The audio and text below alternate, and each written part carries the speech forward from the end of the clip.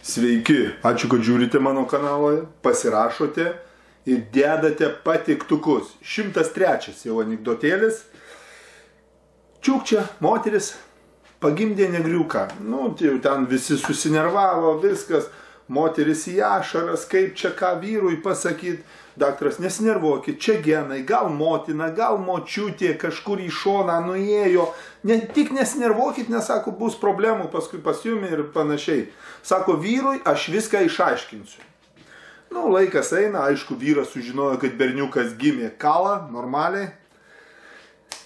Daktaras sako, jūs nesinervuokit. Ir baigėsi jo darbo laikas, sako, klausykit, aš viską perduodu seseliai, ji išaiškins viską, jokių problemų nebus, tikrai.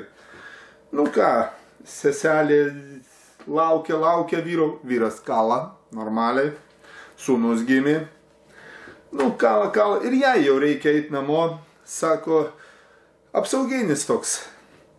Sėdi, sako, klausyk, yra tokia problemėlė, tu jos vyrui turėsi išaiškinti, kad čia genai, gal motina, gal močiutė kažkur į šoną buvo nuklydus ir va taip susimetė. Sako, gerai, viskas, tas irgi apsauginis kala, ką daugiau veik ten. Kala, vyras irgi kala. Ir vyras su kvietkais ateina jau pas žmoną. Pas apsauginį sako, kur čia kas, kur? Sako, ai, čia tu, ne? Gerai, dabar tu man, sako, pasakyk. Kada tu paskutinį kartą pirty taip gerai parinaisi?